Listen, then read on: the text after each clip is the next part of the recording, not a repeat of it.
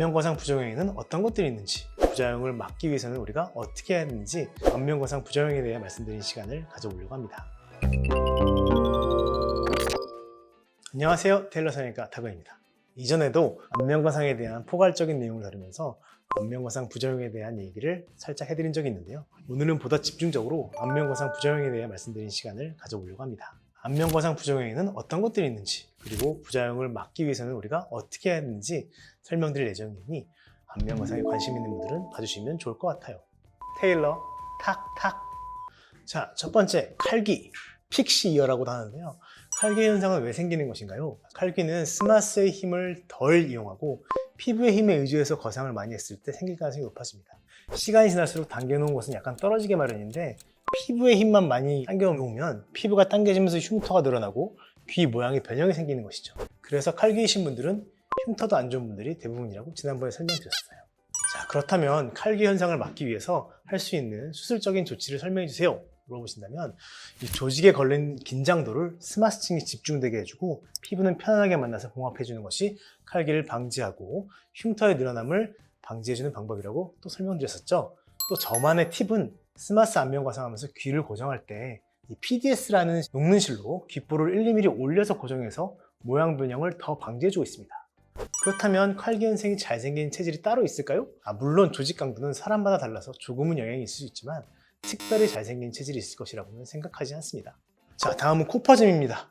코퍼짐 현상은 왜 생기는 것인가요? 불가피한가요? 자, 코퍼짐은 초기 한두 달째 약간은 보일 수 있는데 아주 과하지 않다면 대부분 호전됩니다. 생기는 이유는 유지인대 박리가 너무 과한 상태에서 스마스를 당기는 방향이 너무 옆쪽으로만 되었을 때 코퍼짐이 생길 수가 있겠죠. 그러면 코퍼짐 현상을 막기 위해서 할 수 있는 수술적인 조치가 무엇이 있냐면, 지난번에 설명드렸다시피 스마스는 60에서 90도 방향으로 위쪽으로 올리면 코퍼짐 현상은 잘 생기지 않습니다. 저는 제 환자분 중에서는 코퍼짐 현상을 겪는 분들을 많이 본 적은 없어요.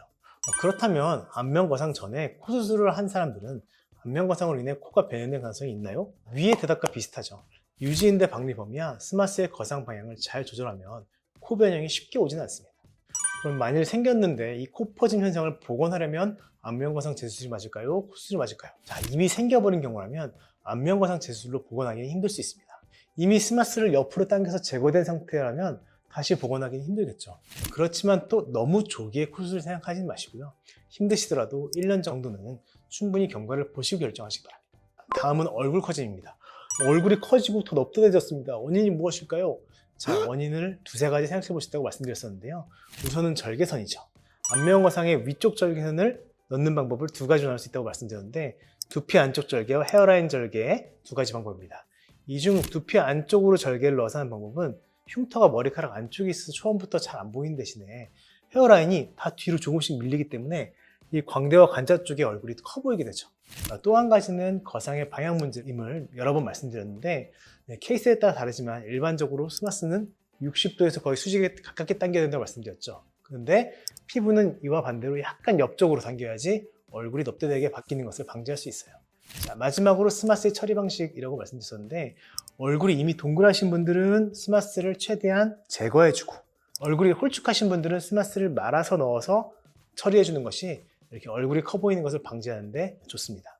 이런 질문도 있을 수 있죠. 안면거상 수술로부터 몇 개월 이후부터 붓기가 아닌 영구적 얼굴 커짐이 생겼다고 판단할 것인가요? 붓기는 한 달 정도 되면 거의 빠지지만 문제는 거상 이후 내부 조직의 회복 과정에서 콜라겐 뭉침과 풀림 과정을 거친다는 것이에요.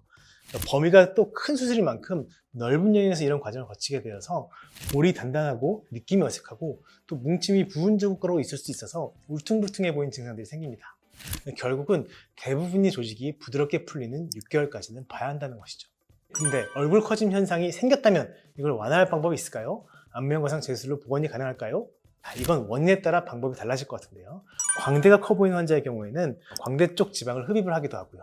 헤어라인이 뒤로 밀려서 얼굴이 커 보이는 분들은 모발 이식을 받아야 하는 분도 있죠. 또 아래쪽 처짐이 많이 개선이 안 됐으면서 광대 쪽만 커지신 분들은 스마스 재수술을 통해서 광대 쪽은 당겨내리고 아래쪽은 당겨 올려서 재수술로 적용시키는 부분도 있어서 케이스 바이 케이스로 적용을 다 달리해야 된다고 생각합니다. 테일러 탁탁. 오늘 영상 어떠셨나요? 안면거상 수술 방법도 한 가지 방법만 있는 것이 아닙니다. 환자분의 얼굴에 따라서 당기는 방향과 위치 등을 잘 고려해야 하고 또 절개선의 위치와 거상량도 달라지게 됩니다. 부작용을 최대한 줄일 수 있도록 각기 얼굴에 맞는 맞춤 수술 받으시길 바라며 오늘 영상 여기서 마치겠습니다. 안녕.